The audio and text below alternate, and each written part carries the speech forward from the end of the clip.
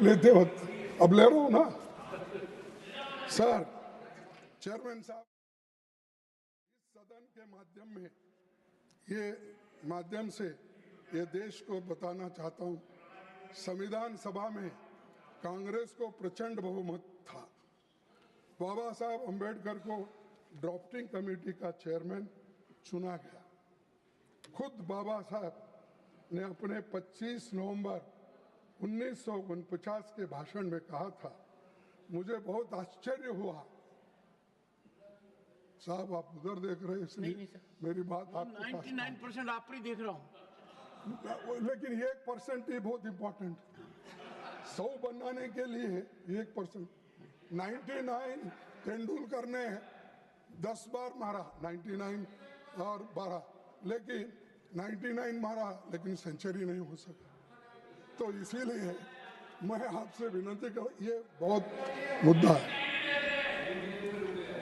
मुझे बहुत आश्चर्य हुआ था जब ड्राफ्टिंग कमेटी मुझे अपना अध्यक्ष चुना। समिति में मुझसे बड़े, मुझसे बेहतर, मुझसे सक्षम कई लोग थे। सबको पता है कि जब आज़ादी मिली तो देश में सुई भी नहीं बनती थी, खाने पर कोई अनाज नहीं था। केवल 35 साल की औसत उम्र थी, लेकिन पिछले 60-70 सालों में देश ने बहुत तरक्की की। और आप बोलते 55 साल में आपने क्या किया, 70 साल में क्या? अरे बाबा, हम अगर नहीं करते, तुम लोग इंजीनियर हो के यहाँ नहीं बैठते, डॉक्टर हो के नहीं बैठते थे, और मोदी जी इस देश के प्रधानमंत्री भी नहीं बनते थे, और मैं एक लेबर का बेटा अपोजिशन लीडर भी नहीं बनता था। ये सोच के रखिए आप, तुम अपने आप को 30 मार का मत समझिए। ये सब देन पंडित जवाहरलाल नेहरू जी, महात्मा गांधी की, डॉक्टर अंबेडकर की, वल्लभ भाई पटेल की है। तुम्हारा कोई कंट्रीब्यूशन नहीं।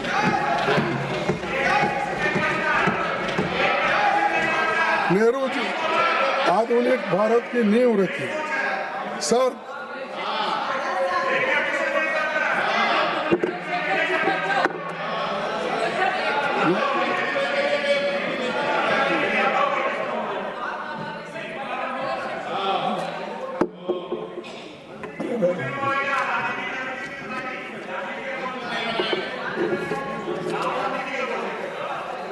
हाँ, तुम हमारे पार्टी में आए तो देखेंगे।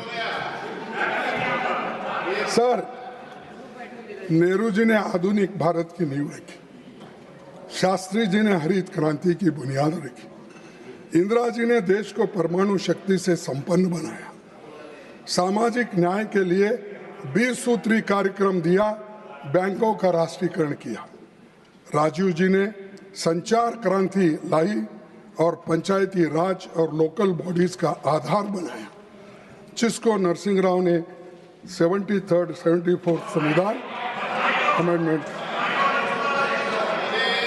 इनको बोला।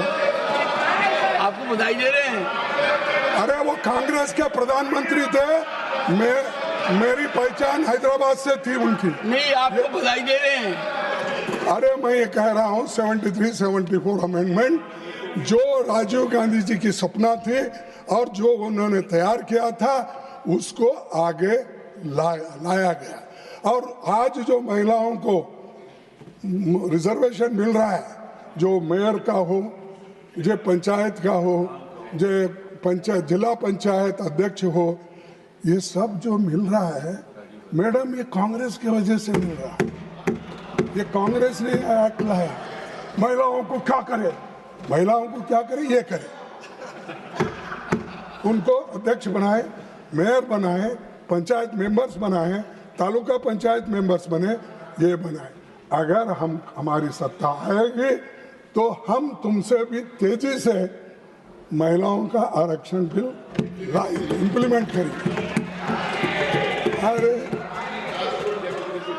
हर चीज एक ही दिन में नहीं होता, तुम लोग अपोज करें उस वक्त, चलो। और मनमोहन सिंह से हर एक सुधारों का काम किया, प्रधानमंत्री की आधारहीन बातों से इतिहास बदल नहीं सकता। जो सत्य है वो सत्य है, जो असत्य है वो असत्य है। इसीलिए कम से कम वो अपना ध्यान इधर रखिए। हम फर्जी आंकड़ों की नीति नहीं करते। अगर कांग्रेस की सरकार को असली उपलब्धियां बताने लगूंगा तो आपके पास समय नहीं है और मुझे भी ज़्यादा कुछ बोलना है, लेकिन थोड़ा तो मुझे बोलना ही पड़ेगा, क्योंकि हमको उधर से इतने लोग बात करके ठुकते रहे। असत्य बातों को उन्होंने सही बोल के बताने को सारे दुनिया कोशिश की, लेकिन हम उससे डरने वाले नहीं हैं। उत्तर को प्रत्युत्तर देंगे और सत्यता पे आधारित उत्तर देंगे। सर, संविधान के अनुच्छेद 15 के तहत धर्म, नस्ल, जाति, लिंग या जन्म स्थान के आधार पर भेदभाव रोका है, लेकिन आज क्या कुछ घट रहा है ये सबको पता है। प्रधानमंत्री इंदिरा गांधी ने चैलेंज समझा था, इसलिए कि 42nd अमेंडमेंट लेकर आई, जिसके तहत सोशलिज्म और सेक्युलरिज्म को प्रियम्बल में जोड़ लगाया और आर्टिकल 51A यानी तुम्हारी फंडामेंटल ड्यूटीज क्या है वो बताए। तो वो गलत है। फंडामेंटल ड्यूटीज क्या है अगर आप देख लेंगे तो आपको मालूम होता है। और मैं ये बताना नहीं चाहता हूं, क्योंकि आप वो बात को छुपाना चाहते हैं, मैं आपको याद दिलाना चाहता हूं। तो इसीलिए ये कर्तव्य, हाँ, जो मोदी साहब ने नाम रखा है कर्तव्य पथ, हाँ, लेकिन कर्तव्य को ही भूल गया। 51A का जो आर्टिकल है उसी को भूल गए हो। वो सेक्युलर, सोशलिज्म, ये सब फालतू के वर्ड है, निकाल लो। ये कर्तव्य पथ में गड़बड़ी हो रही। इसीलिए मैं आपसे निवेदन करूंगा कि कम से कम जब कभी वो आपके पास आएंगे, ज़्यादा तो इधर नहीं आते, कहीं मिले तो भी आप कह सकते हैं जरा संविधान के तहत चलो। लोग राज्यसभा में बोल रहे हैं, मुझे बड़ा दिक्कत होता है इसका उत्तर देना, इसीलिए आप ये कीजिए। सर, और एक बात मैं बोलूँ, सुप्रीम कोर्ट ने सोशलिज्म और सेक्युलरिज्म को संविधान के बेसिक स्ट्रक्चर का हिस्सा माना और जजमेंट आफ्टर जजमेंट ने इसे सही ठहरा दिया। तो रिसेंटली उसको तो मानते ना। हम बोले ठीक है, चीफ जस्टिस बोल रहे हैं, जज ये सही है कह रहे सो, लेकिन दुनिया सही कह सकती है, लेकिन मोदी साहब कभी इसको मानेंगे नहीं। वो अपनी ही बात करेंगे, वो जो बोलते हैं वही सही। तो इसलिए आज आप भले ही राजनीति करने के लिए प्रधानमंत्री कोसने का मौका नहीं छोड़ते, खास करके जो शहीद इस देश के लिए हो उनका नाम लेकर बात करते हैं। और इमरजेंसी की बात तो बहुत बार हो गई। अब जब से इलेक्शन से पहले भी इमरजेंसी की बात, इलेक्शन आने के बाद भी हुई, फिर उसके बाद में एक इलेक्शन में भी, दूसरे इलेक्शन में भी, तीसरे इलेक्शन में भी हुई, सदन में भी हुई, यही बात करते रहते हो। लेकिन उसका तो उन्होंने उत्तर दिया, जो गलती हो गई गलती हुई है, लेकिन इसके लिए हमको सुधारना है। तो इन्होंने कितना टीका किया, उन्होंने सहन किया, आपने उसको सदन से बाहर निकाला और इंदिरा गांधी जी 1980 में थम्पिंग मेजॉरिटी से चुन किया, थम्पिंग मेजॉरिटी से। सिर्फ 2 साल में कहां गया तुम्हारा ये जो टीका टिप्पणी को उत्तर लोगों नहीं देते ना, चुनाव करके ही होता। तो ये चुनाव आया और जनता का निर्णय हुआ। ये अदालत में तो आपने निकाल दिया, ठीक है, उन्होंने भी मांग गए, लेकिन उसके 2 साल बाद उन्होंने थम्पिंग मेजॉरिटी से आके फिर तो ये अरे भाई, सो इसीलिए उन्होंने गलत बताया और उनको सत्ता से बाहर भी रहना पड़ा। लेकिन आज उनको सभी लोग याद करते हैं और इंदिरा जी को सभी लोग मानते हैं। ये लोग, बहुत से लोग वोटिंग को गए होंगे, अब हमारे लोग भी उधर गए हैं, बाहर के भी गए हैं। ये संगम है सर, सामने वाले रोड पर बैठे। हाँ, संगम। ये सामने वाले बैठे सो ठीक है, वो पहले, लेकिन सेकंड, थर्ड, फोर्थ पे जो बैठे हैं ना, वो सब या इधर से उधर गए, उधर से इधर आ गए, या हर पार्टी से वहां गया, क्योंकि ईडी मशीन, सीबीआई। जयराम जी कह रहे हैं कुछ। हाँ, जयराम जी कुछ कह रहे हैं आपको। हाँ, तो हर लोग यहाँ, वो एक वॉशिंग मशीन बड़ी खरीदी है। कौन?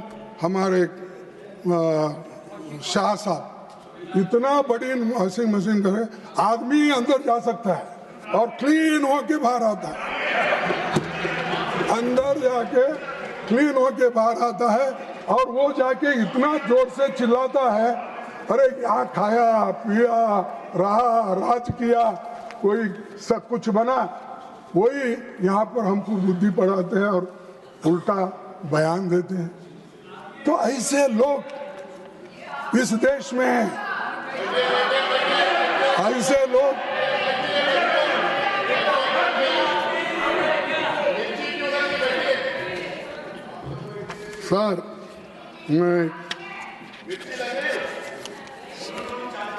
सर, हम संवैधानिक प्रावधान के तहत कांग्रेस पार्टी ने देश में कास्ट सेंसस की मांग की, और कास्ट सेंसस की मांग इसलिए कर रहे हैं, कमज़ोर तबकों के लोगों को बेहतरीन के लिए, उनके बेहतर के लिए एक रणनीति बनाई जाए।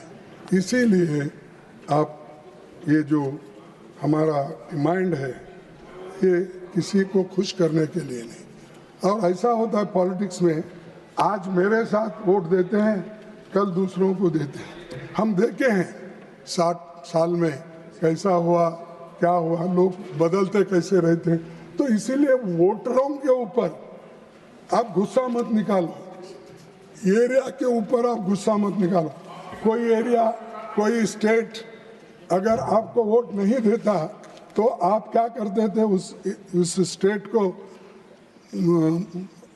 पैसे देने का बंद करते हो, जीएसटी वक्त पे नहीं देते हो, ये आपका काम चल रहा है। और इरिगेशन पे नहीं देते हो, रेलवे के प्रोजेक्ट को नहीं देते हो। तो इसीलिए मैं और 1-2 मिनट लूँगा, खत्म। डॉक्टर बाबा साहब अम्बेडकर ने आने वाली चुनौतियों से आगाह करते हुए संविधान सभा में कहा था, in politics we will have equality and in social and economic life we will have inequality. How long shall we continue to deny equality in our social and economic life? If we continue to deny it for long, we will do so only by putting our political democracy in peril. तो अध्यक्ष,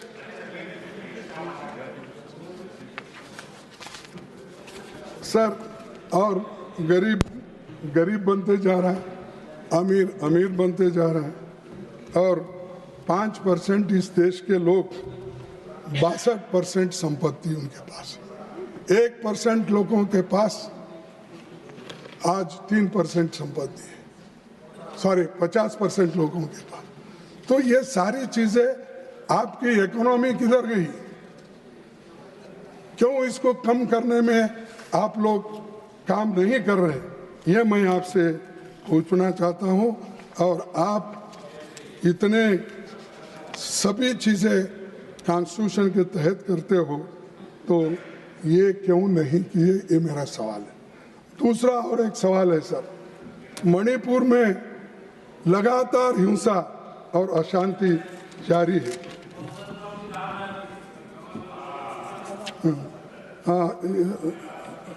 हिंसा और अशांति जारी है, लेकिन 1.5 साल में मोदी जी को मणिपुर की हालात का जायजा लेने का समय नहीं मिला। वो पूरे दुनिया में फिर रहे हैं, देश में फिर रहे हैं, इलेक्शन के लिए हर जगह जाते हैं। परसों मैं जब मिले थे तो उस वक्त मैं बोला, मुझे बोले कि कैसे हो, तो ठीक है बोले, शायद नड्डा साहब भी थे वहाँ, तो ठीक है बोले, तो आप बहुत घूम रहे बोल के मुझे बोले। तो मैं बोला साहब अब इलेक्शन में घूमना ही पड़ता है, आप जब गली गली घूम रहे हो, मैं कम से कम दिल्ली में तो फिरना पड़ेगा। तो ये सब जगह जाने का मौका उनको मिलता है, लेकिन मणिपुर जाने के लिए वो तैयार नहीं है। राहुल गांधी खुद गए और वहां से पाद यात्रा निकाली और ऑल पार्टी वाले उसको सपोर्ट करें। जब वो निकलते हैं, आपको तो इतना संरक्षण है, आप क्यों नहीं जा रहे, क्यों इस समस्या को सुलझा रहे हैं? तो मैं आपसे ये बात करने, इसके लिए मैं बात कर रहा था। और ये अशांति कितने दिन चलेगी, कैसा चलेगा, तो ये आप मुझे बताना चाहिए। और इस देश को एक हमने रखा। वल्लभ भाई पटेल जी ने 500 से अधिक रियासतों में बटे देश को एक किया, लेकिन आप क्या कहते हैं, एक है सेफ है। अरे एक है सेफ है, ये सेफ है देश, इसमें कोई अगर कोई अंगार डालेंगे तो वो लोग इसको फोड़ने का काम कर रहे हैं। तो इसीलिए मैं ज़्यादा आपका वक्त नहीं लेता। तो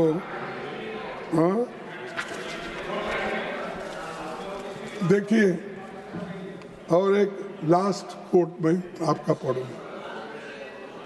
भक्ति in religion may be a road to salvation of the soul, but in politics, bhakti or hero worship is a sure road to degradation and to eventual dictatorship.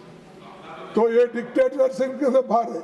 आप जो आज बजा रहे हैं ना, ढोल बजा के उनकी भक्ति की नारा कर रहे हैं, तो वो ये लोग उनको डिक्टेटरशिप की तरह ले जाना चाहते हैं और वो डिक्टेटर बनने को तैयार है।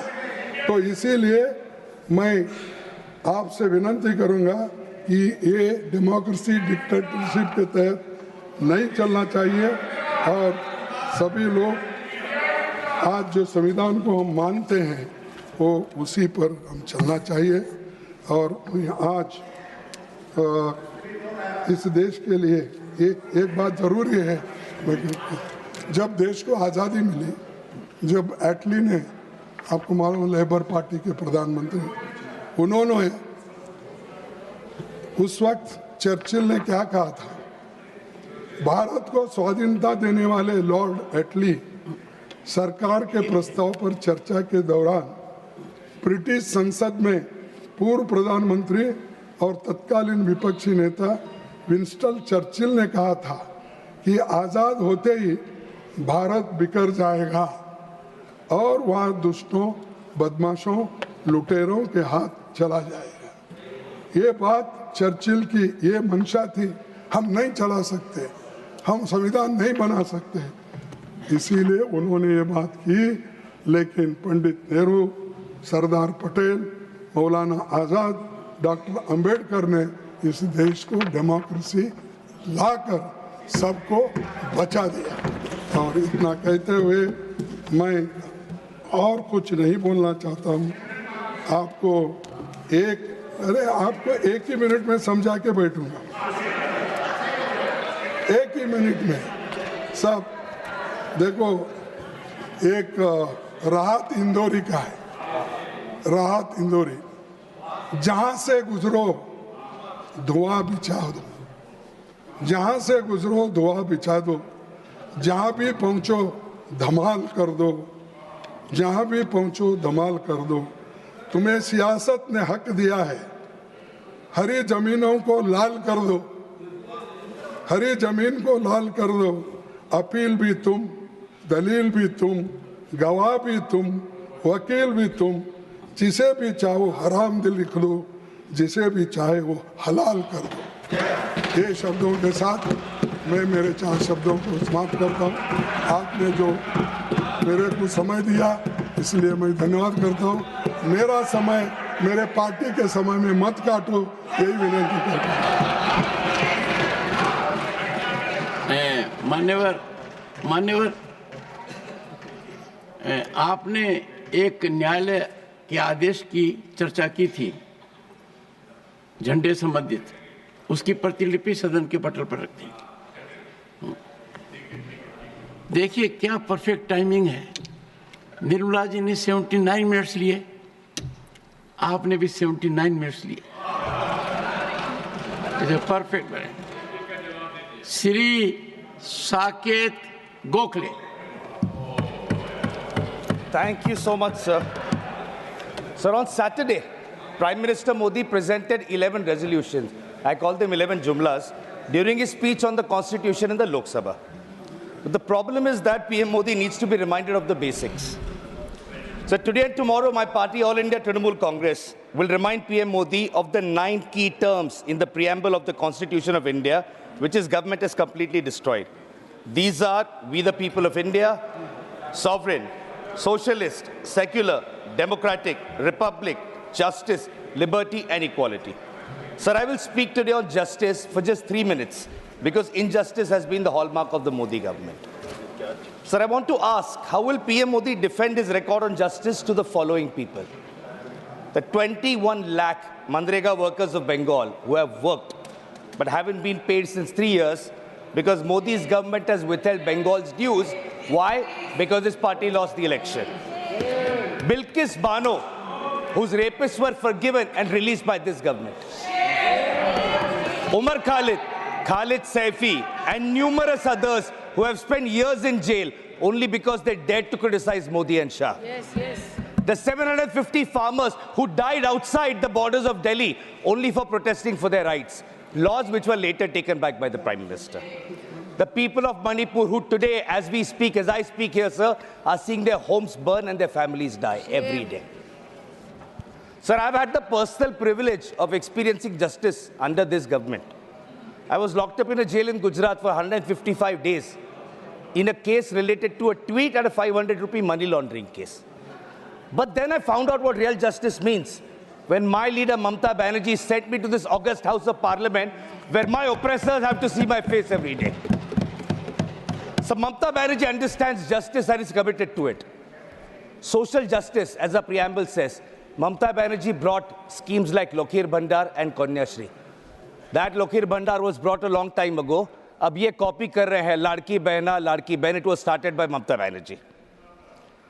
So social justice through measures like Aparajita Bill to give justice to women who face violence, but that has not yet been passed. I don't know why the finance minister was so embarrassed even after prompting when she said women's reservation bill, Hamari Sarkar ne 98 mein. Why didn't she mention that it was Honorable Mamta Banerjee who had brought the bill in 1998? Sir, our constitution guarantees social, economic and political justice to the people. Where is social justice when minorities are subjected to atrocities every day? And when the Prime Minister ran a poisonous communal campaign during the Lok Sabha elections? Where is economic justice when our youth have no jobs and families have no money left thanks to rising prices and inflation? The Honorable Finance Minister can at least do the least and reduce taxes on the middle class, sir. Where is political justice when opposition leaders are threatened using CBI and ED, and when the corrupt ones who go through the BJP washing machine become squeaky clean? So the PM loves to talk about previous governments and their record of 70 saal. I have to admit that our Prime Minister has been very successful on one front. Sir, हमारे यशस्वी प्रधानमंत्री नरेंद्र मोदी जी ने, the way he's destroyed the constitution in 10 years, previous governments couldn't do for 70 years. So Modi does not care about justice, but the people of India do. Which is why it was poetic justice when his party BJP was recently reduced to 240 seats in the Lok Sabha. People destroyed his arrogance and his party. And I want to from here, sir, with my hand on the constitution, promise the Prime Minister that he will again be reminded of the meaning of justice, which is in our preamble, when his party BJP, which has deprived and defamed the people of Bengal, will be routed out again in 2026 under CM Mamata Banerjee. Thank you, sir. Thank you. Honorable Tiruchi Sivaji.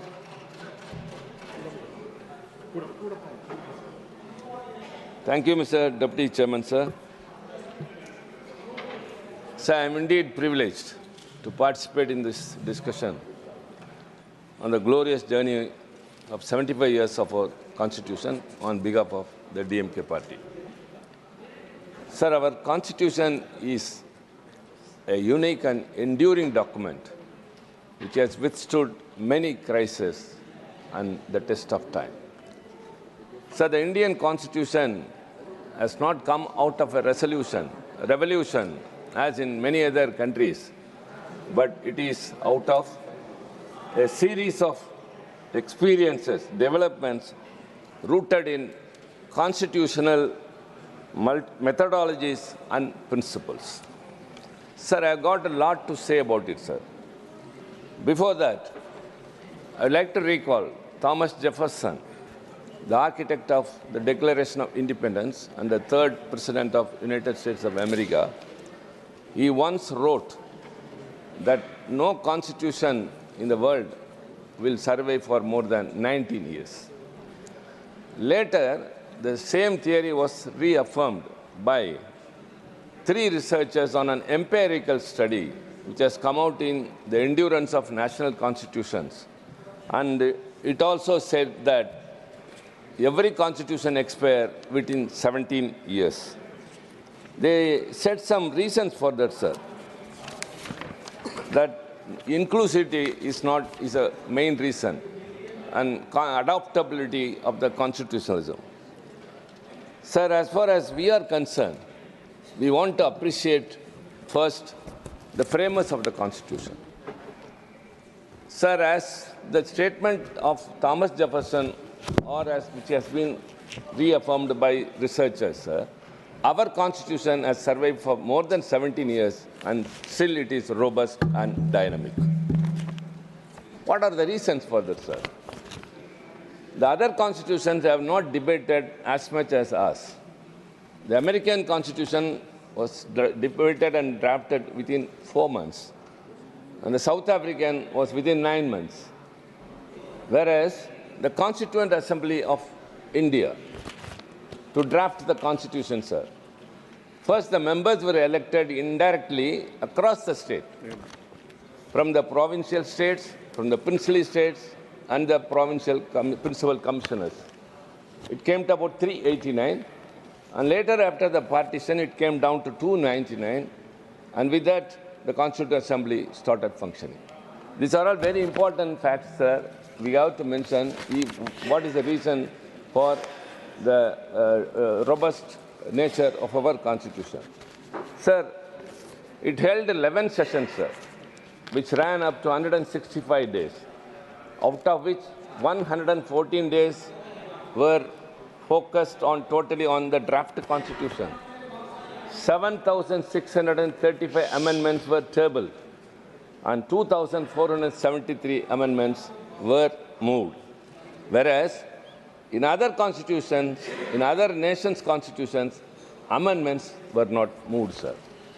And subsequent to that, the position of our Constitution is very much glorified. Our Constitution is credited for establishing the rule of law and also fostering a responsible government to India.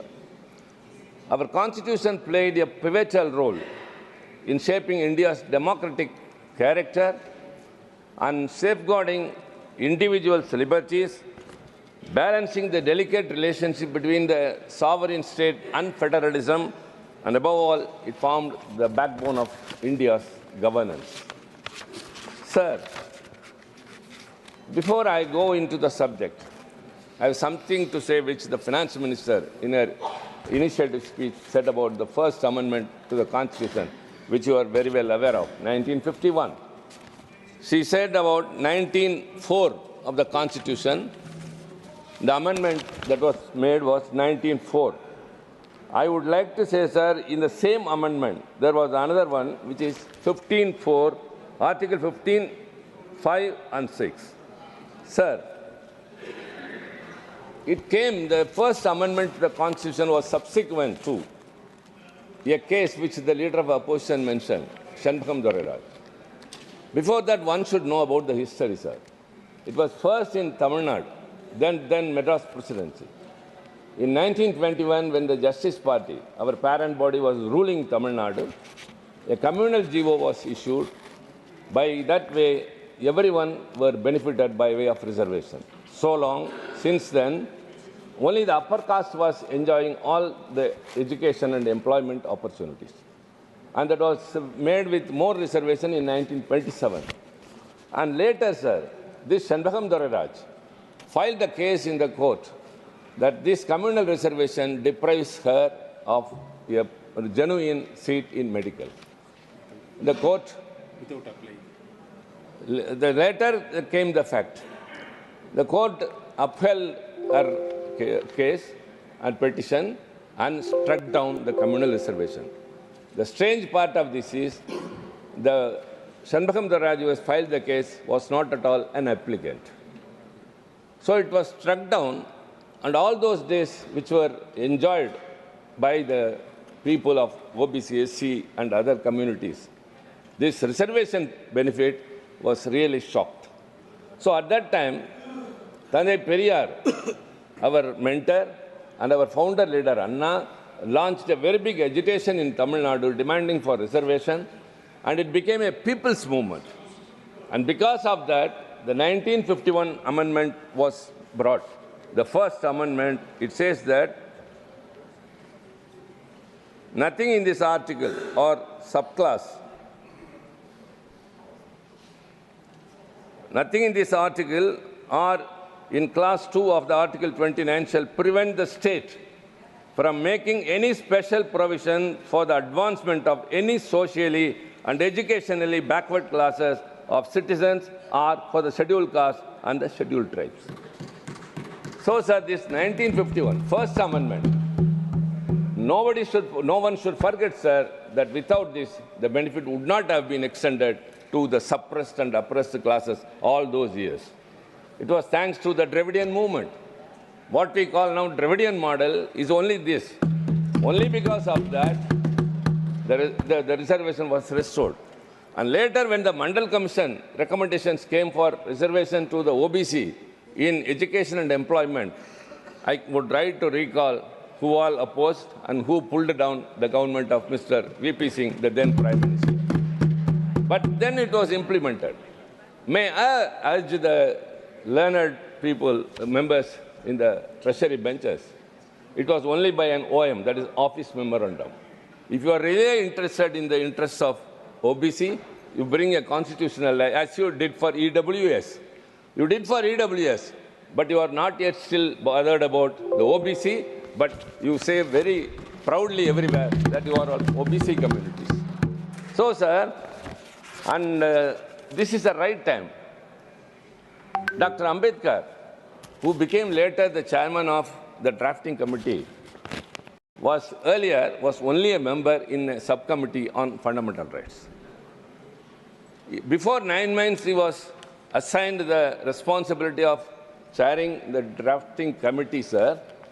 In the subcommittee, on 27th of February 1947, asked its members to submit their ideas in writing. And Dr. Ambedkar, along with Mr. Munshi, Aladi Krishnasamy Iyer, and Harnam Singh, he also submitted one. Very interesting to know, sir, the title of that draft report which Ambedkar submitted was United States of India. His language was reminiscent of America's Declaration of Independence. It very clearly said, sir, that the federalism must be upheld and more rights to be given to the states.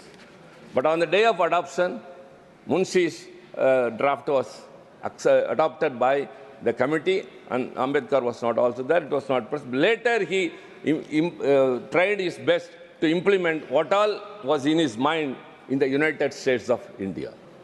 So ultimately, Dr. Baba Saheb Ambedkar's intention was to strengthen the states.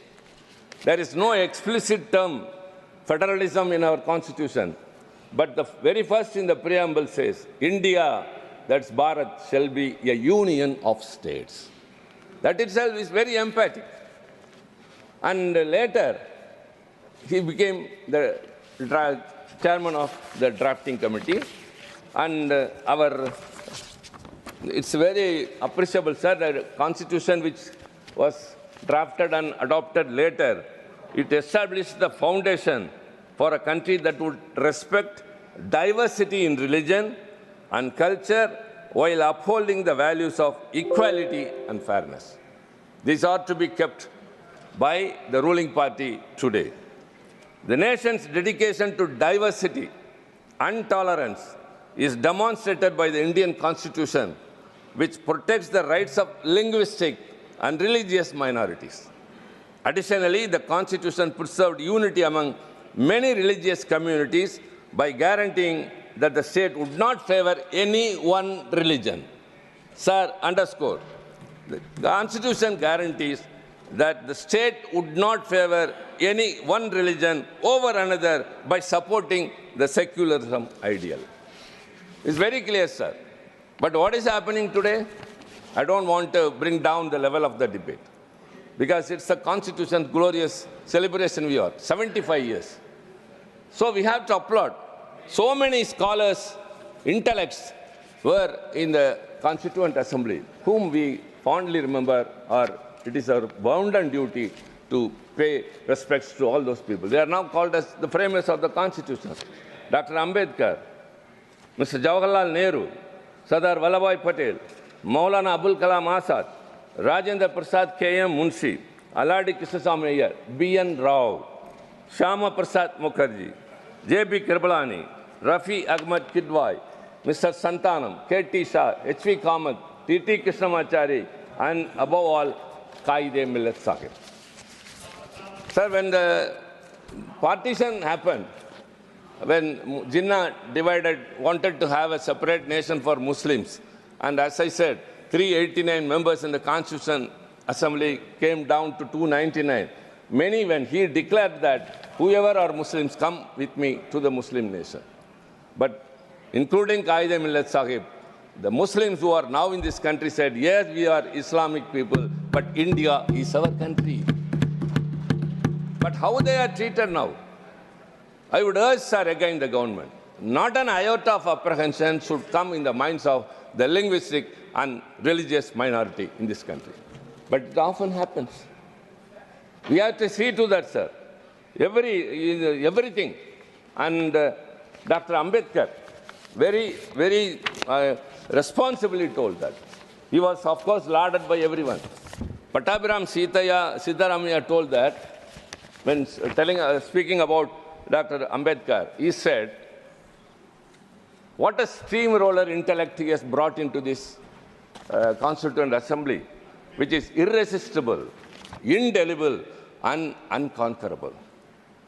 And Dr. Rajendra Prasad, the chairman of the Constituent Assembly, very clearly said that if at all the best thing the Constituent Assembly has done is that we have made Dr. Ambedkar as the chairman of the drafting committee. And what he said, sir, Dr. Ambedkar, he was also very much responsive. He appreciated each and everyone. The leader of opposition quoted someone. And Dr. Ambedkar very clearly says, I quote, sir, Sir Aladi Krishnamaya, Dr. Ambedkar said, I came with no greater aspiration than to safeguard the rights of the interests of the scheduled caste people. I had the least remotest idea that I would be entrusted with such a big responsibility. There are people bigger, better, and more competitive than me in this assembly. But they have made me. They have entrusted the responsibility. They have chosen me as the chairman of the drafting committee. And he continues to say, sir, and he says very much about S.N. Mukherjee, Sundarnath Mukherjee. The West Bengal people should be happy about it. The Surendranath Mukherjee, he said, the task of the drafting committee would have been a very difficult one if this Constituent Assembly has been merely a motley crowd, a tessellated pavement without cement, a black stone here and white stone there, with each member or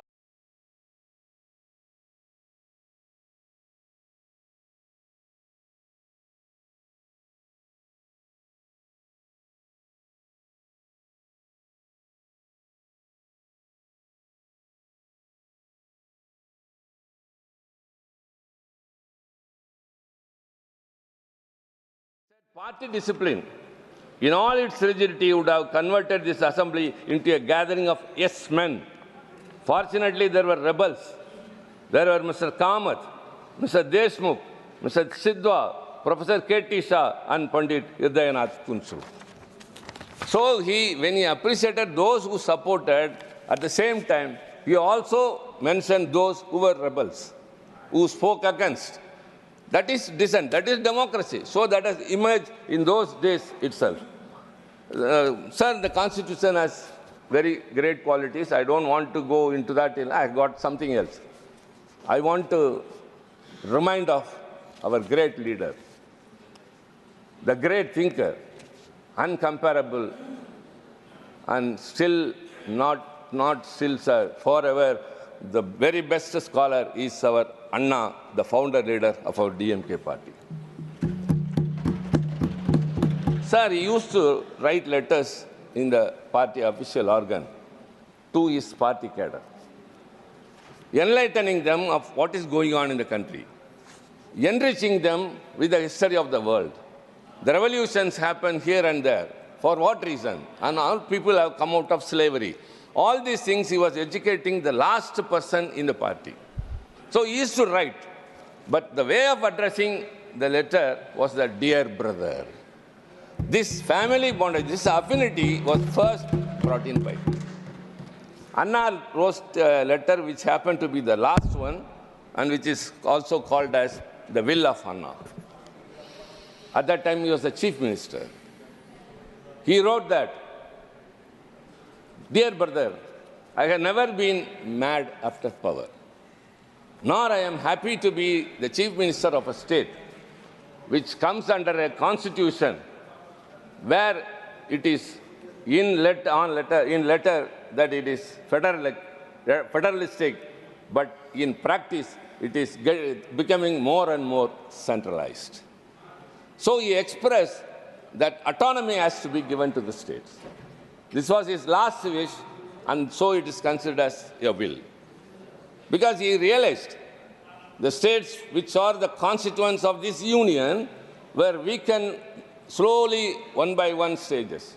What is happening is now much worse. All the laws that have been enacted in the recent days by the BJP has either usurped the powers of the state or transgressed into the state's powers or minimizing, declining everything. This I have to mention, sir. Later, after the demise of Anna, our great leader, Dr. Kalaignar, the late Dr. Kalaignar, he took over the party president and the chief minister of the state. He immediately appointed, the first thing he said when he addressed the press in Delhi after meeting the prime minister conventionally, the first thing I'm going to do is to constitute a committee to go into the center-state relations. Because without powers, being a chief minister of a state is of no use. Much worse is what is happening in Delhi now. The Delhi, totally the chief minister's powers have been taken and given to the LG, and the chief secretary will master over the chief minister, and secretary will master over the minister. That is what's happening in Delhi. That's union territory. But even in the states were not able to fulfill the needs and the requirements of those people. So Dr. Kalaignar, he constituted a committee under the then former Chief Justice of Madras High Court, Dr. Rajamannar, and along with him two other luminaries, Chandasamy and one Lakshmanasamy, an academician. And the terms of reference was very important, entrusted to the committee. The terms of reference were, kindly look into it, that what are the powers from the union list and the concurrent list should be transferred to the state list. And what are the powers that have to be deleted from the union list. And when it was given, it came out with a very, important report. It came out. It gave too many number of suggestions, out of which one is Interstate Council, which also was brought into action in during 1989 when VP Singh was the Prime Minister, thanks to our intervention, sir. And it advocated for more rights to the states. And Rajamannar's committee's vision is still a document which everyone, whoever wants to see, go into it. So also the Sarkaria Commission later appointed during Mrs. Indira Gandhi's regime. That also went into the center-state relations. Later, the Poonch Committee, that was also appointed for this. All these committees converged at one point that the India's individuality lies in diversity. They identified the Poonch Commission, sir, Justice Rajamannar Committee called for greater autonomy to states, including financial independence and a re-evaluation of centrally sponsored schemes. I think learned ministers are here, other members who are also learned are here. A rural scheme which is suited to Tamil Nadu will not be Rajasthan or any other northeastern. So centrally sponsored schemes has to be re-evaluated. It needs a re-evaluation. The Sarkaria Commission furthered this vision by emphasizing consultation before union legislation affecting states and a larger share of tax revenues to be devoted to states. Despite these recommendations, implementation has been partial, having much of contradiction intact. The Poonch Commission identified the need for reforms in the current list and concurrent list and proposed institutionalized mechanisms for reforms for resolving disputes between the center and the states. So these reports offer a roadmap, but challenges still persist. Practically, the area of fiscal devolution and legislation overlap. This is where the commitment of federalism must be tested by ensuring that states are empowered to contribute effectively to the people nation building without being stifled by central overrule. Sir, we are much affected. Dr. Ambedkar said, caste and creed discrimination is prevailing in India. But out of our experience, we feel that the regional discrimination is much more predominant now. Stepmotherly attitude is shown to the states. For example, even the Finance Commission, devolution of taxes, Tamil Nadu has been slowly, the devolution is declining. The 12th Finance Commission gave 3.069 and the 15th gave only 2.6. And whatever, for every 1 rupee we give to the tax basket, we give only 29% in return. Whereas, actually the southern states, that too especially Tamil Nadu, which contributes more to the GST of this nation, GDP of this nation, is of course affected very much. Whereas those nations which are of lower fiscal discipline, they are rewarded much. For what? That is what we said, regional discrimination. I don't want to mention any particular state because our friends are here from various other states. But we feel that the northern states are shown more favoritism, showing lower fiscal discipline, whereas Tamil Nadu, which is performing very well in every, for example, in the higher education, the enrollment ratio overall in India is 28, whereas ours is 52%. So in every area, every sphere, the Tamil Nadu is doing very well, but we being victimized by the union government. So also, sir, the borrowing restrictions imposed under Article 293 undermines the autonomy of the states, discourages fiscal discipline, and stifles regional growth. In these situations, sir, we want to say that these things has to be revived. It's high time, sir.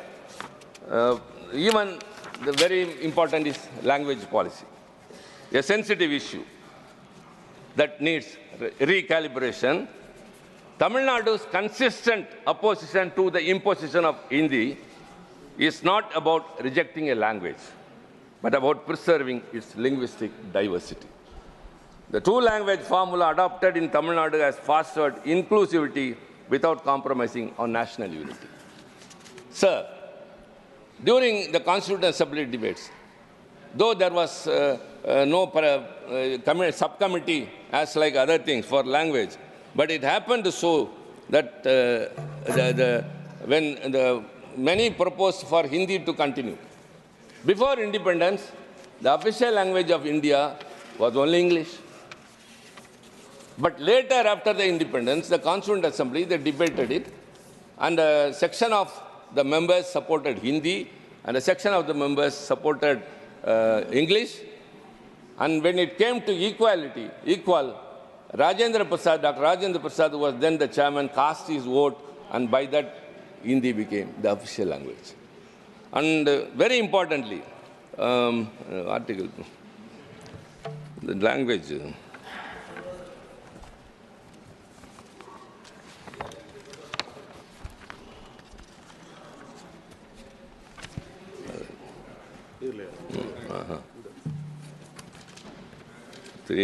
So, sir, Article 368 also, I must appreciate that. It is the amending provision. The amending provision is the only special feature, unique feature in Indian Constitution which many others do not have. And because of that, so many amendments have been done. And that amendments are being done to meet the need of the day. And when the Constitution was drafted about the official language, sir, it very clearly said that Hindi shall be the official language in Devanagari script, and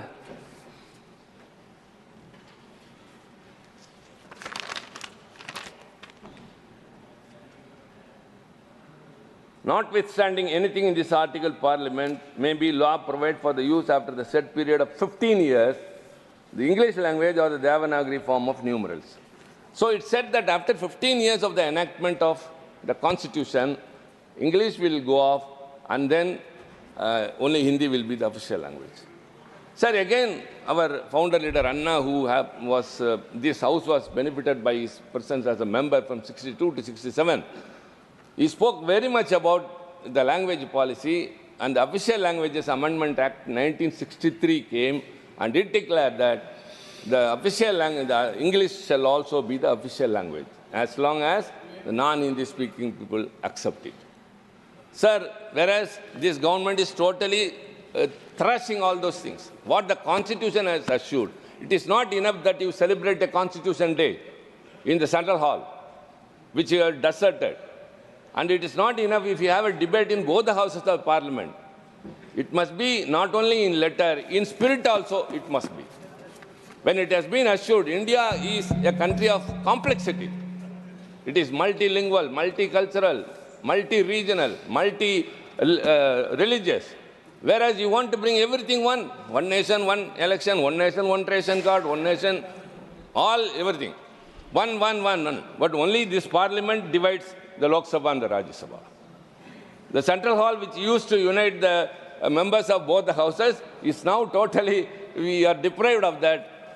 A new member who has come to the Lok Sabha will go off after 5 years without having acquaintance between the Rajya Sabha members and the Lok Sabha members.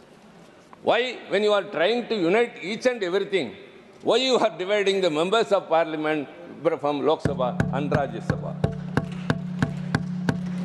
That's what I say. It's not just celebrating the Constitution. All the schemes which are implemented by this government are either in Hindi or in Sanskrit. learned ministers, Puri is here, my dear brother Yadav is here. Kindly tell. Bhupender ji, you know better. It says that any bill or anything should be in English, the Constitution says. But who authorized you to name the nomenclature of every scheme that you bring or every bill you bring, either in Hindi or in Sanskrit? We enter into the parliament. Now that we are accustomed, we are spelling out, pronouncing it, but we do not know the meaning. Makar Dwar.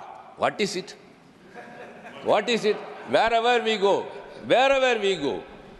we see only Sanskrit letters, we see only Hindi letters. See, India is a union of states, don't forget.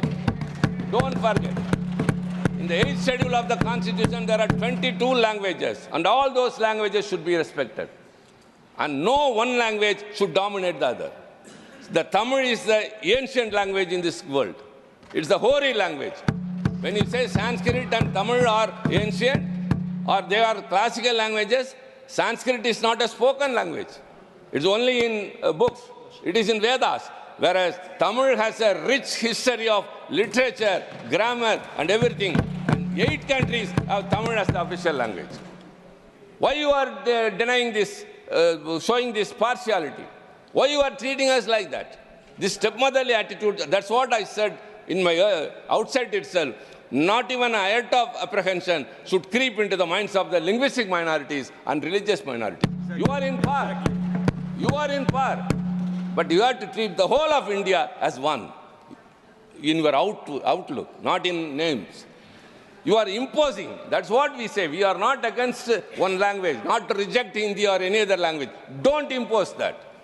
In Tamil Nadu, we are bilingual, only Tamil and English. If anybody wants to learn any other language, let them.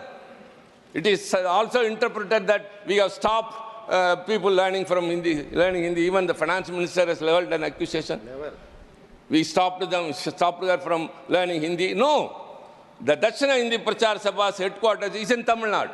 Every year, lakhs of people are studying there and getting graduated. If you are totally against a language, we would not have allowed it. If you are interested, go ahead. But what the way the government is acting today is totally anti-constitutional, anti-federal. Sir, we want to insist upon one thing. If at all you are very sincere, if you are really devoted in celebrating the Constitution Day, you have to uphold secularism and federalism, which is the most important factor, the core thread of backbone of our Constitution and our country. And in this situation, sir, I would like to conclude with only one thing. Federalism is not about weakening the center. It is about strengthening the union by empowering the Constitution. So kindly keep in mind, we are not against a language, we are not against a region, but you don't discriminate us. That's because we are lying in the last of India. It is not the last. Rather, India starts from the south only, from there only. Our language is rich. Our contribution to this country is rich. Whenever the integrity and the sovereignty of India was affected, it was DMK which has stood first to protect the nation. We had a slogan of separate Dravida Nadu. We gave it up only during the Chinese aggression. During the Bangladesh war, it was DMK which contributed more than any other state to save the nation. So don't underestimate us. We have always been with us. So stop this attitude of stepmotherly treatment, and I would urge again, respect all languages, respect all religions, and tax devolution is very, very important. So with these words, sir, I thank you very much for giving this opportunity. Thank you, Tiruji. Mani Sri V. Vijay Sai Reddy.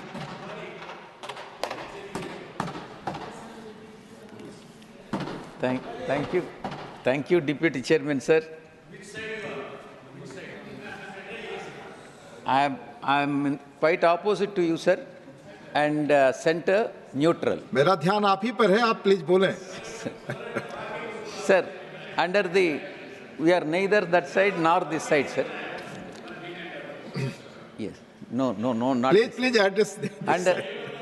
Under the towering leadership of Dr. B.R. Ambedkar and contributions made by the eminent Telugu members like Bhogaraj Pattabhi Sitaramaya, Moturi Satyanarayana, Durga Bhai Deshmukh, and N.G. Ranga.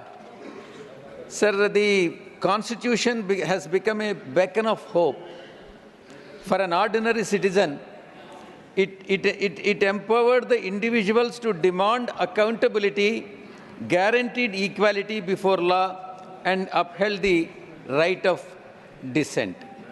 Sir, now the constitutional aspects and legal aspects will be spoken by my colleague Niranjan Reddy, and I would like to focus on the unconstitutional actions that are being undertaken by NDA partner Telugu Desam Party, sir. Sir, The subject is not Telugu Desam Party, but the constitution debate. unconstitutional actions that are being undertaken by one of the alliance partners of NDA. Sir, this is about the constitution only, sir. Please, Sir, please. Sir, one of the youngest member, junior member of Telugu Desam Party in Lok Sabha has made an allegation against our earlier Chief Minister, Mr. Jagan Mohan Reddy, that he has diverted 86,000 crores for personal use. This is the allegation what their alliance partner has made. I would like to give a clarification, sir.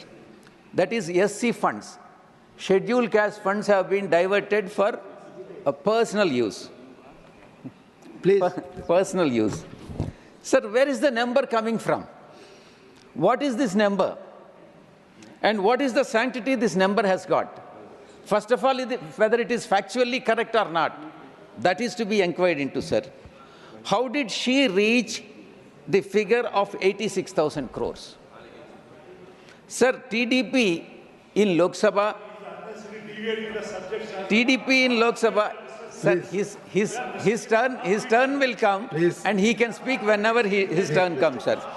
TDP in Lok Sabha is talking about, sir, आपका समय जा रहा है. आपका समय जा रहा है. Please. sir, TDP, Telugu Desam Party, which is alliance partner of NDA, is talking about the violation of directive principles of state policy. Directive principles of state policy under Article 46. Sir, I would like to know from Telugu Desam Party members and also from NDA, because they are all NDA alliances. Do they know about the DPSP, Directive Principles of State Policy? They are not justiciable, and they are not implemented, and you can't go to the court for the violation. First of all, we have not violated, Jagan Mohan Reddy ji has not violated any Directive Principles of State Policy, and this allegation is false and incorrect. This is what happens when you govern the state without reading the Constitution. That is applicable to TDP, sir. Sir, Article 46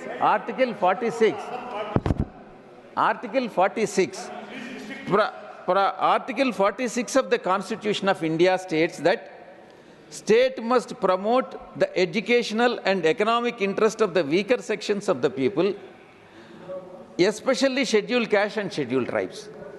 Sir, second point is protect these groups from the social injustice, from all forms of exploitation. This is what Article 46 says. I really don't understand how the TDP member in Lok Sabha could say that. माननीय विजय साई रेड्डी जी, चूंकि आप किसी I am not naming anybody, sir. But those allegations you have to substantiate and give it here. Yeah, You have to give it by evening today. I will give the speech, I will authenticate and then give the Please speech to you, sir, please. to your good self, sir. Sir, what I am trying to say is, it is totally false. And why I am highlighting this is, they are the partners, alliance partners of NDA. That's why I am highlighting this, sir. Sir, in fact, YSRCP, rather than this allegation of 86,000, diversion of 86,000 crores is falsely made. In fact, YSR Congress Party during 2019 and 24 has brought Super 9 for SCs, particularly SCs and STs in Andhra Pradesh. This is nothing but in tune with the Article 46, sir. Sir, be it Vidya Divana, Vidya Divana is a welfare scheme wherein 60,000 SC students have been benefited. Sir, Vasati Divana is a scheme where 1.83 lakhs SC students have been benefited. Kalyanamastu is a scheme where 17,153 SC students, SC brides have been benefited. Free power wherein the 17.44 lakhs SC households have been covered. Pension Kanuka, wherein 3,000 to 10,000 per month has been given and 12.14 lakh SC pensioners have been benefited. Amma Odi, 8.07 SC beneficiaries. Sir, Asra, zero interest, 16.83 lakh SC beneficiaries have been benefited. Cheyuta, 6.39 SC beneficiaries. Jagananna Todu, 1.01 SC beneficiaries. These are all the benefits that have been conferred on SCs and STs, including BCs also. BCs also. That has been done and then implemented successfully by YS Jagannamohan Reddy Gari government during 2019 to 2024. Why is this allegation? On what basis this allegation has been made? Now you speak for the debate. Yes, sir. Debate. Decided. And then the second. Please, John Britas ji, your time will come. आपका समय आएगा तो आप बोले. Please, no process. Sir, this NDA alliance partner TDP, which is heading the state, has stopped all the schemes that have been implemented during the last 5 years by YS Jagannamohan Reddy, particularly for poor and downtrodden, SCs, STs and minorities. Please speak on this constitution. Sir. You know the rules. I am requesting time and again, please. Sir, violation of constitution. Speak. Please. Violation of constitution. Sir, they say when the arrest has been legally made and the court has sent him to judicial custody, the erstwhile leader of opposition and the present Chief Minister of Andhra Pradesh, the court has sent him to judicial custody. It is not the government. Government has filed the case. And the TDP says the alliance partner of NDA is unconstitutional. How is it unconstitutional, sir? If it is unconstitutional, would court send him to judicial custody? No. Sir, TDP is saying that he was put behind bars illegally. It's not correct for 53 days. It's not correct. It has been legally. I am requesting you again under the rules. Otherwise, this will not go on the record. Yes, sir. I'll tell you, sir. Why would a person who is accused in the scam, namely skill development scam, which is 370 crore of the public money was sanctioned on the basis of PowerPoint presentation, merely on the basis of PowerPoint presentation of MNC, and was being siphoned off through shell companies. I'm again requesting you, it will not go on the record. Yes, sir. It will not go on the record. Please speak on the subject. What is unconstitutional, I'll tell you, sir. Please speak on the subject. Yes, sir. And this debate is on constitution, not on TDP and its state's functioning. Please. Incidentally, it is TDP, please, sir. No, sir. Please speak on the subject. Yes. I'm requesting you again. Sir, what is constitutional violation? I'll tell you, sir. What is constitutional violation? Not implementing the manifesto is unconstitutional. Not implementing. When you are saying something in the manifesto and people have elected you, and not implementing the manifesto is definitely unconstitutional. Sir, weakening of Raitu Bharosa, that is one of the promises that has been made in the thing. That is also unconstitutional. Sir, ensuring foreign education only for the benefit of their relatives and not for the public. They have banned the English medium. Where is the necessity for banning the English medium? That is, the English medium is the medium. Please speak on the subject. I am requesting him time again. Please, Vijay Sai Reddy ji. Sir, putting every person, and what is happening, what is unconstitutional is, whoever tweets whoever puts a posting, either in Twitter or Facebook, against TDP or NDA, Again, I am requesting you, Vijay Sai Reddy ji. and they'll be implicated in अगर the इस विषय cases पे आप and नहीं they'll be put बोलते हैं, behind rules the जानते हैं, bars. it will not go on the record. It will not go on the record, Vijay Sai Reddy ji. You are losing your time. Please, Sir, doesn't matter, sir. I would like to expose it. please. Sir. No, but not on the subject. On the subject only, please. Sir, Please. what is unconstitutional is backstabbing his own father-in-law. It who will is not founder no, of no personal. Telugu Desam No, Party is no, backstabbing. That is आप जानते हैं unconstitutional. Rules और regulation के तहत there are clear chair's ruling. आप किसी इस तरह के व्यक्ति पे जो आरोप लगा रहे हैं बिना सब्स्टिनेट किए माननीय चेयरमैन के परमिशन के नहीं लगा सकते. It will not go on the record. I am telling you. Sir, further, what is unconstitutional is I dividing will call the other's name now. Sir, if you do not, please, I have requested you several times on the record, again requesting you. Otherwise, I will call the name of other people. What is it, sir? Please speak on the, मैं किसी और का नाम बुलाऊंगा अगर आपको बार बार मैंने कई बार request किया है आप चेयर की. Sir, Please. I have only few points, sir, 2-3 points. But on the constitution. On the constitutional, this Yes, is all, otherwise- what is unconstitutional, I am explaining to No, you. I itself, sir. also know and you also know what you are speaking. The house knows it. Please, Vijay Sai Reddy. Otherwise, I will call the name of other speaker now.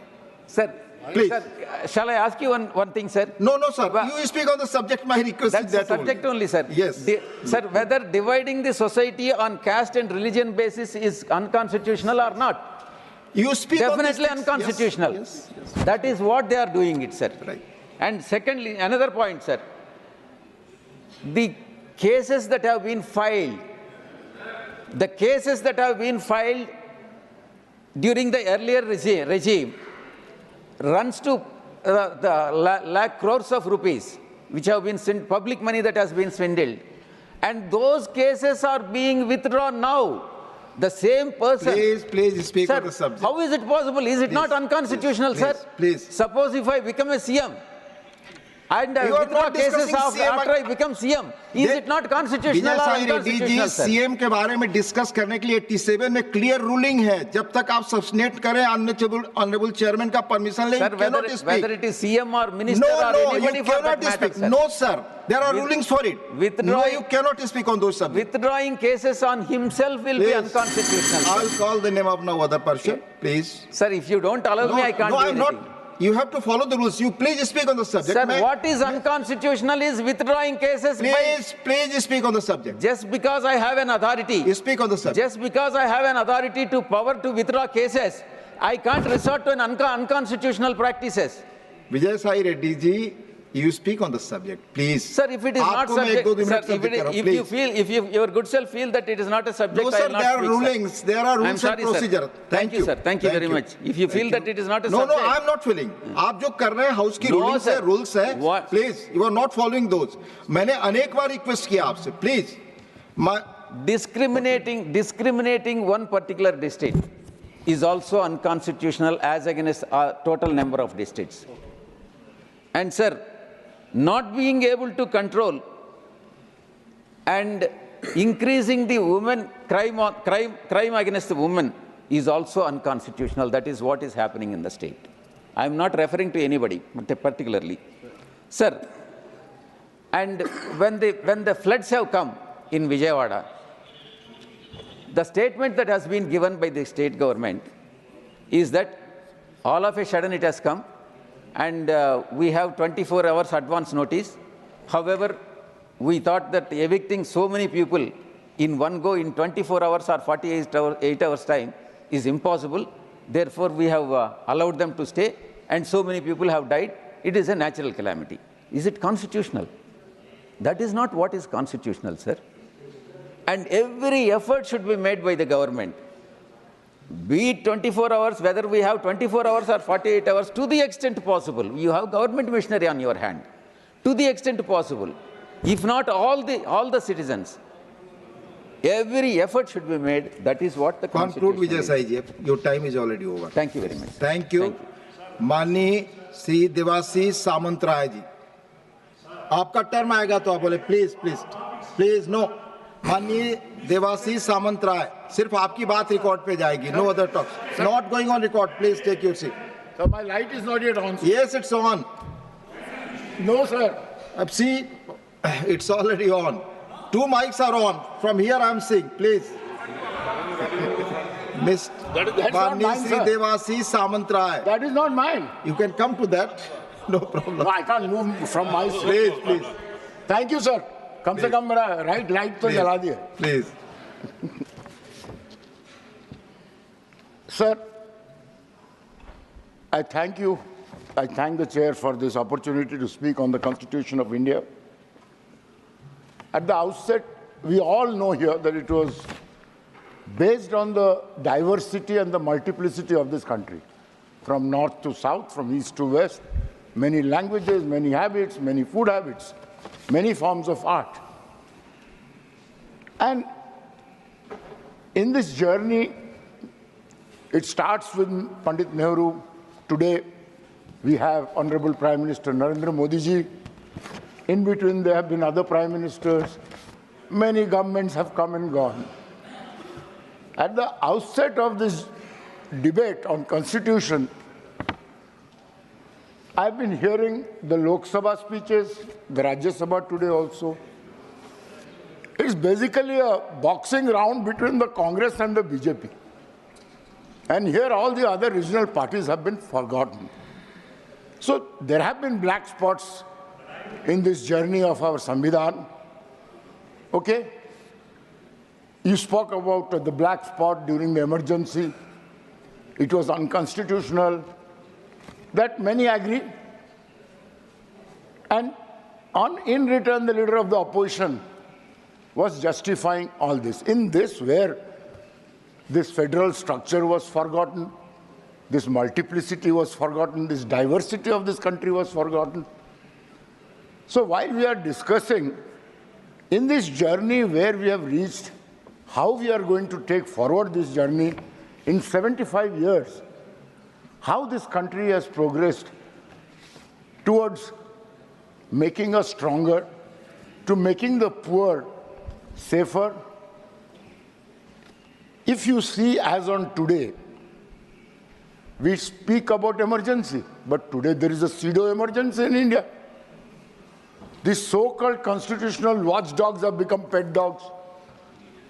Anybody can be behind the bar without any justification. जो बोल रहे हैं सुन लीजिए.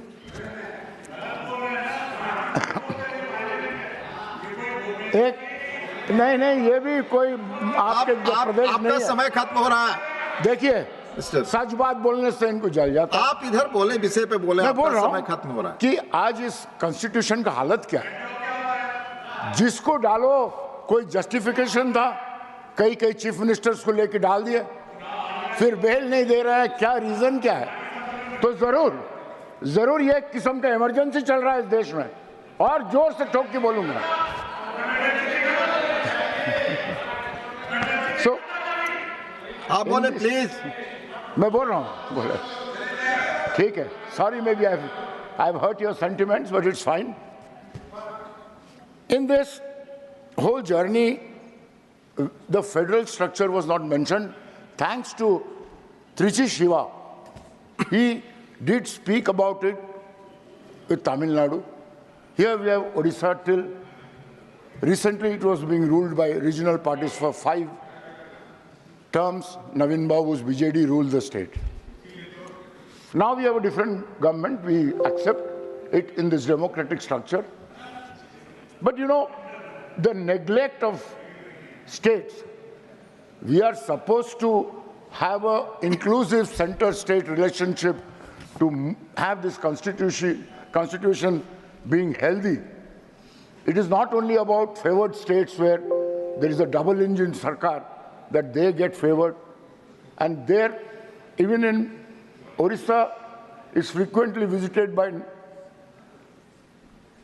disasters.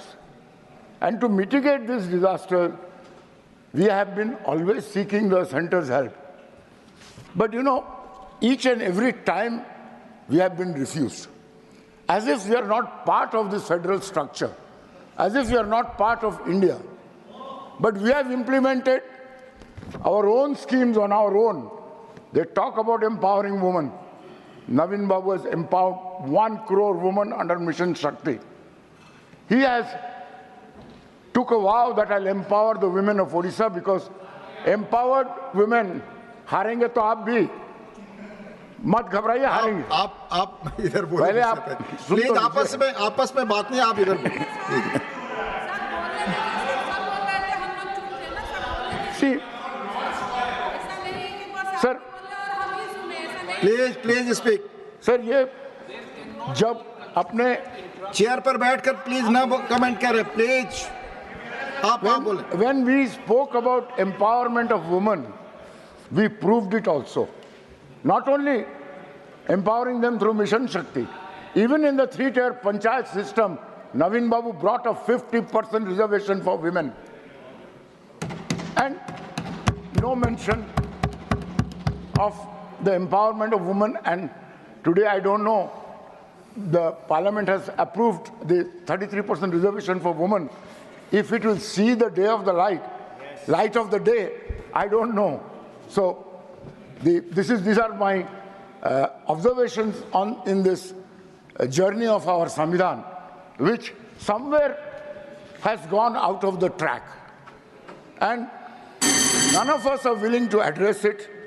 I think finally, ultimately, cutting across party lines, who has achieved what, who has done what, who has corrected the constitution, I think it is our responsibility of the members of both the houses, to keep this constitution healthy and vibrant and for India in its diversity and multiplicity.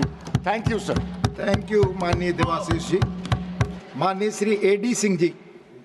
माननीय Shri A.D. Singh.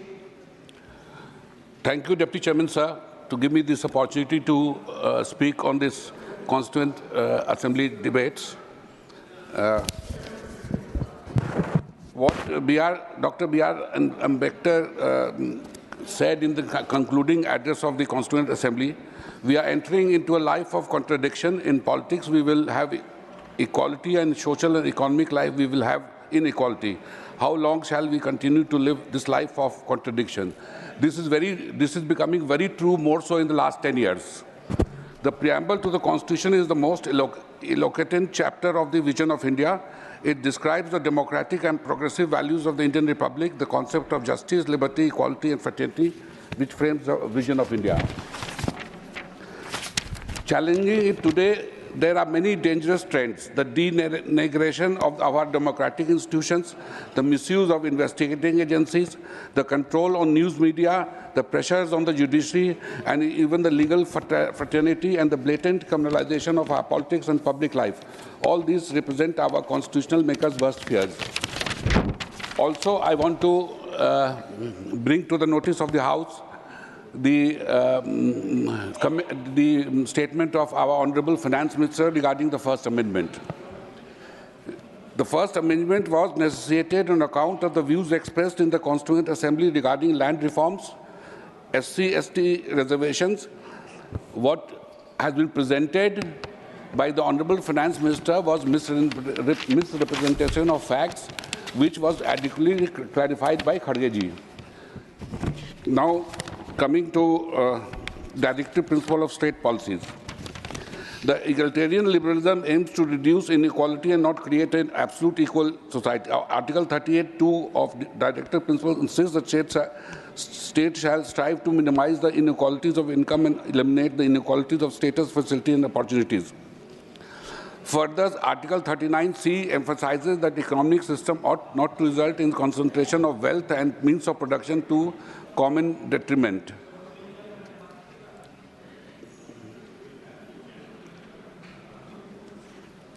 Please continue. Further, I want to bring to the notice of the House that how the Act of 1991 regarding the places of worship have been violated.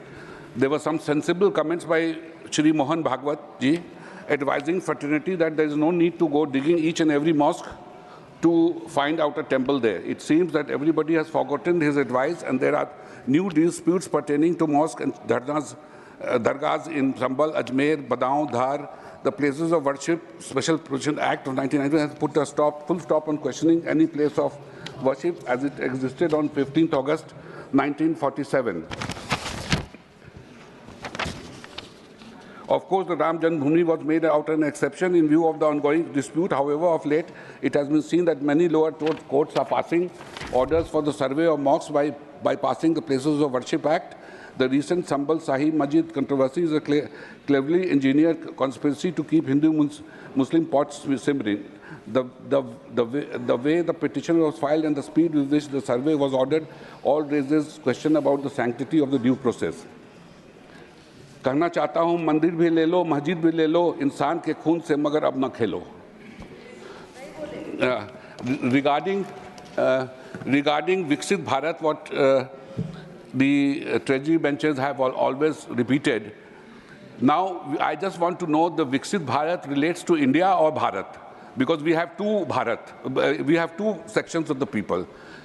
6-7% are the people in the organized sector who benefit for everything, and about 93-94% of people are in the unorganized sector, mainly farmers, landed, unorganized labor, whose position is becoming bad to worst. And if you see the number of billionaires which are increasing in India, I think it has reached from 9 to about 120 today. So what are we doing for upliftment of the 94%? Zero. I don't think any effort is by just doling out 5 kg anaj. I don't think they want employment. They don't want free anaj. I can tell you in my state of Bihar, because of that anaj, we are not finding workers having any desire to work. So I don't know how will we become Viksit Bharat. Maybe the Viksit Bharat relates to 6 to 8% of India, and the rest is becoming poorer and poorer, and the gap between the wealthy and the poor is increasing day by day. Another thing I wanted to bring to your notice that the way the government is behaving is only dividing the society, and I do not know what will happen in the future. The way the minorities are feeling too left out, they are in absolute fear, and they don't have the support of any authority where they can go to there. And so one last point I want to bring to the lower level of judiciary has to be advised to take the cases fast, and so that the lower level judiciary can give judgments, whichever case, civil or criminal. Because I find that lower of the judiciary, what they can do in 1 or 2 years, it takes 10, 20 years for the cases to come to an end. I'll give an example. Please conclude now. One last point. I'll give an example. My family has filed a partition suit in 1991. Nothing has happened till now. Not that I am affected in the sense that this is the way. Thank you, Mani D. Singh ji. Thank you. Thank you, sir. Mani Honorable Sri G.K. Vasan. Honorable Deputy Chairman, sir, thank you for giving me an opportunity to participate in the discussion of the 75th year of the glorious journey to the Constitution. Sir, we should not forget that it has taken more than 2 years of hard work and dedication for our leaders, scholars, philosophers, and people from different walks of life to give us this precious Constitution. Sir, our Constitution has given the power to our people to elect their own representatives and be governed by popular governments. As a result, sir, today we have a stable government in the country, elected for the 3rd term, under which the Constitution is safe and secure. Sir, Winston Churchill once said, "No constitution will hold India together because of its divisions, differences,